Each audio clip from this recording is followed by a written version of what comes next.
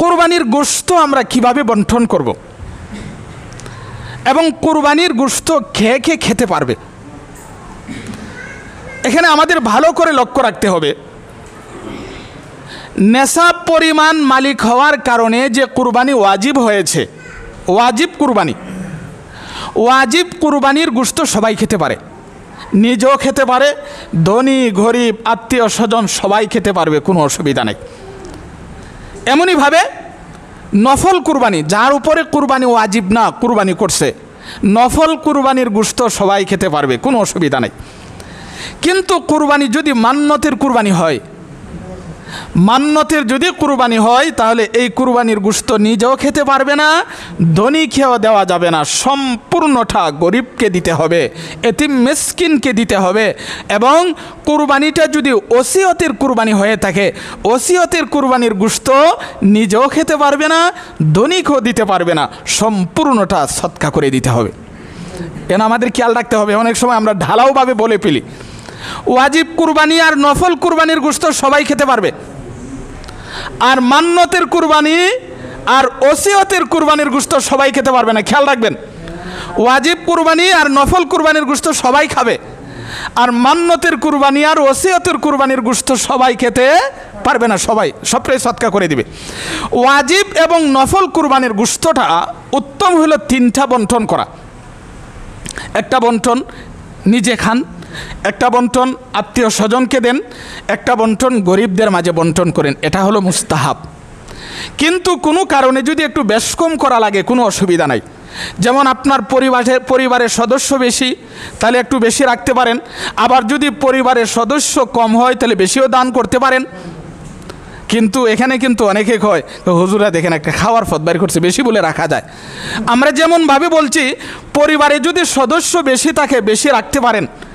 আমরা তো এই কথাও বলছি, পরিবারের লোক কম হইলে পুরাটা দিয়া দেন, ইটা বুঝেন তো এটা বুঝেন না কেরে, রাখবারটা খুব ভালো করে বুঝে, রাখার বিষয়টা খুব ভালো করে বুঝে।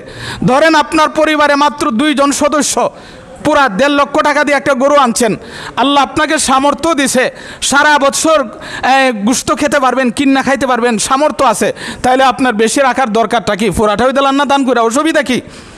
আবার যদি দেখা যায় একটা খাসি আনছেন, মাত্র ওই 6 কেজি গোশত, আপনার ঘরের সদস্য হলো 20 জন, এখন আপনি 3 বন্টন করে আপনি পরিবারে খাবে কি? এই জন্য শরীয়ত এত কঠিন করছে না। প্রয়োজন হলে বেশি রাখতে পারেন, প্রয়োজন না হলে পুরাটাই দিয়ে দিতে পারেন। কিন্তু কুরবানির গোশত কাউকে মজুরি হিসাবে দেওয়া যাবে না, এটা হারাম। কুরবানির গোশত মজুরি হিসাবে দেওয়া যাবে না। এক সময় এটার খুব গুরুত্ব ছিল, মজুরি হিসাবে গোশত দিত। আলহামদুলিল্লাহ এখন মানুষে মাসালা জানতে জানতে এখন মজুরি হিসাবে আর গোশত দেয় না, মজুরি হিসাবে টাকা পয়সা অন্য কিছু দেয়, আর গোশত দিলে এমনি দেয়। তো মাহতারাম হাজিরিন, কুরবানির গোশত আপনি রেখেও খেতে পারবেন, অর্থাৎ শুটকি বানায়ও খেতে পারবেন, ফ্রিজে রেখেও খেতে পারবেন, অসুবিধা নাই। 3 দিনের একাধিক খাইলেও কোনো অসুবিধা নাই। আমরা এক সময় মনে করতাম 3 দিনের বেশি রাখা যায় না। ইসলামের প্রথম যুগে 3 দিন রাখার অনুমতি ছিল, কিন্তু পরবর্তীতে অনুমতি দেওয়া হয়েছে 3 দিনের বেশি রেখেও খাইতে পারবেন, কোনো অসুবিধা নাই। ফ্রিজে রেখে খান, শুটকি বানায় খান, নগদ ফাঁক করে খান, খেতে পারেন, কোনো অসুবিধা নাই। কুরবানির গোশত এভাবেই বন্টন করবেন। আল্লাহ তাআলা সহিভাবে বন্টন করার তৌফিক দান করুন। এবার আসুন চামড়া। কুরবানির চামড়ার বিধান হলো, 1 নাম্বার, কুরবানির চামড়া যদি আপনি নিজে ব্যবহার করতে চান ব্যবহার করতে পারেন। কুরবানির চামড়া নিজে কেমনে ব্যবহার করে? দাবাগত করে, পরিশোধন করে, মেডিসিন দেওয়া হোক অথবা রোদে শুকায়া হোক, যদি চামড়াকে পরিশোধন করে চাদর বানায়া অথবা কোনো আসবাবপত্র বানায়া যদি আপনি ব্যবহার করতে পারেন তাহলে করেন, কোনো অসুবিধা নাই, শরীয়তে বাধা দেয় না। চামড়া যদি নিজে ব্যবহার করতে পারেন, এমনকি চামড়া যদি পশম পরিষ্কার করে খাইতে পারেন, খাওয়া যায়। যেমন ভুঁড়ি, এক সময় ভুঁড়ি খাওয়ার কথা বলে অনেকের কাছে কেমন লাগছে, এখন ভুঁড়ি অনেক দাম হয়ে গেছে। ঠিক তেমনিভাবে শরীয়তের মাসালা হইল, পশম পরিষ্কার করে খাইতে পারলে খাইতে পারেন, হারাম না, কিন্তু এটা তো কঠিন বিষয়। তাহলে 1 নাম্বার চামড়ার ব্যাপারে বিধান হলো, যদি আপনি নিজে ব্যবহার করতে পারেন করেন, কোনো অসুবিধা নাই।